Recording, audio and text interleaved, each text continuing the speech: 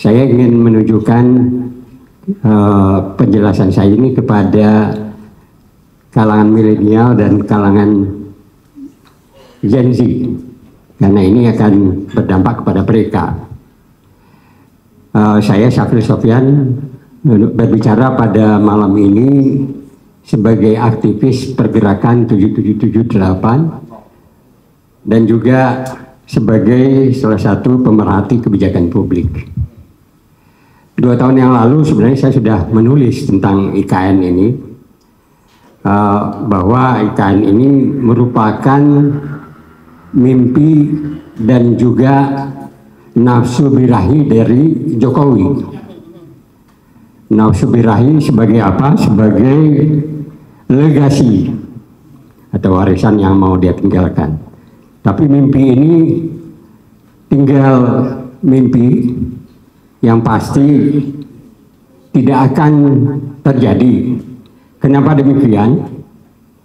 Jakarta ini dibangun hampir 500 tahun yang lalu.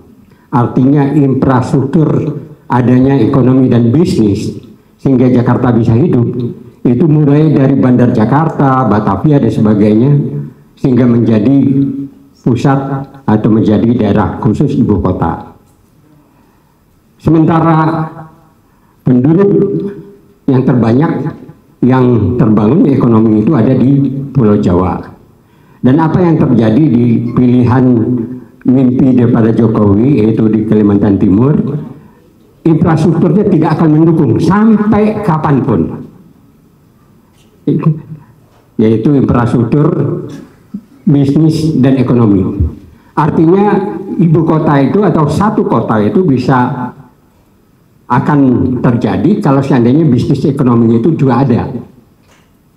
Jadi ibu kota mimpi Jokowi ini akan menjadi kota hantu. Ya, tepatnya Jembolana. Banyak kota hantu yang sudah berdiri di Cina, itu hampir lebih dari 8 kota yang dibangun menjadi kota hantu. Itu di negara Cina, di mana mereka juga punya katakanlah uang dan sebagainya. Ya. Dan lalu tidak jauh-jauh di Malaysia juga ada kota hantu, The Green City yang dibangun. Itu menjadi kota hantu sampai sekarang. Dan IKN ini juga akan demikian. Seperti yang saya katakan tadi, infrastruktur untuk adanya bisnis dan ekonomi itu jauh. Jadi yang kedua adalah bahwa pilihan itu terlalu jauh dari ibu kota yang lama. Hampir puluhan negara yang membangun ibu kotanya di seluruh dunia itu gagal kalau jauh dari ibu kotanya. Ya, mungkin Malaysia Putrajaya itu cuma beberapa kilo, dan itu juga cuma menjadi ibu kota dalam bentuk administratif ibu kota. Bisnisnya tetap di Kuala Lumpur. Ya.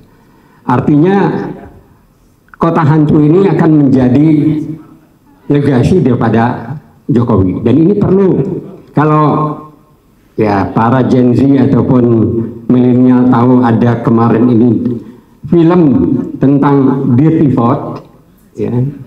Terus juga ada terakhirnya Dirty Election, dan kemudian akan ada Dirty Certificate, yaitu ijazah palsu ya. Ini akan dibikin film juga, dan akan ada lagi Dirty Capital. Ya, ini film-film yang akan disaksikan oleh para milenial dan Gen Z.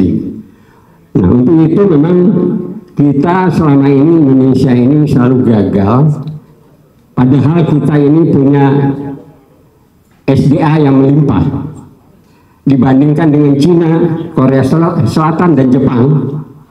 Kita ketinggalan terus. Kenapa demikian? Karena kita setiap pergantian presiden kita selalu memakai istilah ya nikul, dur, dan zero. Itu tidak akan lagi terjadi pada saat ini. Karena apa? Kalau seandainya kegagalan dan kesalahan dan katakanlah juga ini juga merugikan negara, itu korupsi, dibiarkan akan terjadi berulang dan Indonesia tidak akan pernah maju, Indonesia tidak akan mencapai Indonesia emas, tapi Indonesia lemas. Ya.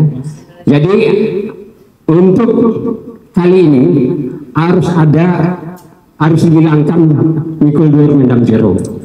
Artinya presiden harus diadili, harus ditangkap setelah beliau ini tidak lagi menjabat. Allahu Akbar, Allahu Akbar, Allahu Akbar. Terima kasih. Assalamualaikum warahmatullahi wabarakatuh. Baik, terima kasih Bang Safil Sofyan dari Bandung. Selanjutnya kepada Bang Juju Purwantoro. Kami persilahkan.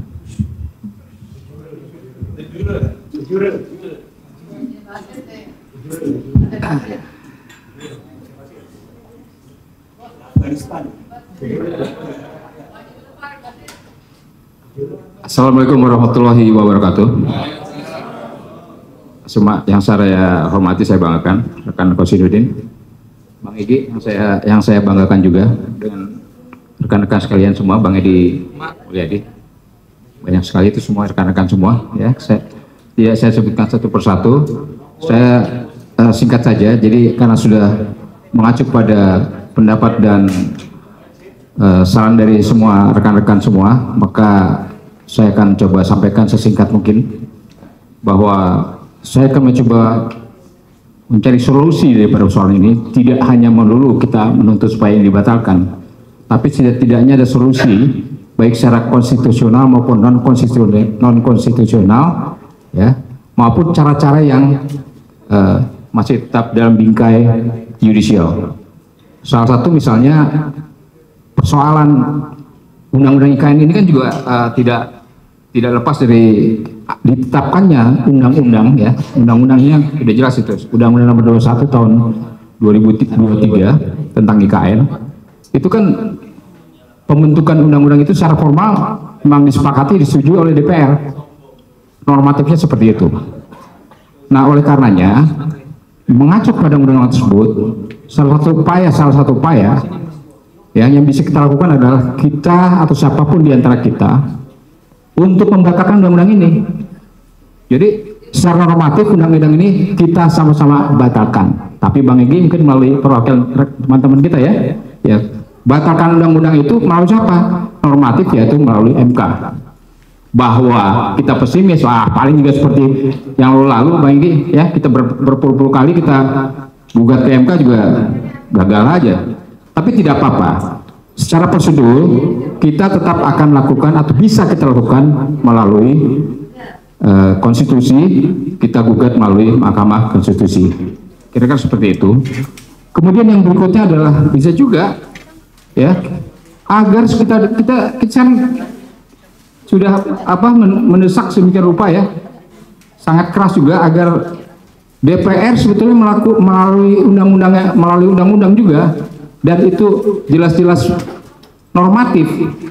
Kita kan sudah gaungkan juga bagi hak angket. Kok kasusnya tidur lagi? Hak angket kenapa tidur lagi? Bang, ini udah kita sama-sama ke DPR ya, Bang Wasidudin berantem sama Satpam ya kan? Nah, iya, berantem sama Satpam lagi jadinya. Kan geblek itu. Nah, jadi usulan desakan kita dari rakyat kepada wakil-wakil kita di sana itu salah satunya dan konstitusional juga adalah melalui hak angket, agar wakil-wakil di DPR itu jangan cuma duduk diam dengar duit gitu ya, kan begitu, agar mereka juga segera menyampaikan hak angket itu, dan itu konstitusional. Kemudian kalaupun tidak cara lain Bang ya, kita gelorakan, kita gaungkan bahwa masyarakat secara konstitusional juga mempunyai hak untuk melakukan people power ya.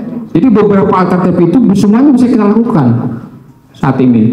Tidak hanya melulu kita minta batalkan, kita desak batalkan. Kupingnya budak Kosidin, rekan Kosi budak, mereka nggak lakukan itu, bubarkan atau batalkan proyek IKN itu. Nah, beberapa cara itu yang mungkin bisa kita lakukan ya, dengan serius ya, dengan terus-menerus kita desak masyarakat kita beri kesadaran Kita adakan penyuluhan-penyuluhan, kemudian memberikan pemahaman kepada mereka bahwa cara-cara itu secara formal, legal formal bisa kita lakukan. Demikian kira-kira secara singkat pendapat saya. Terima kasih. Wassalamualaikum warahmatullahi wabarakatuh.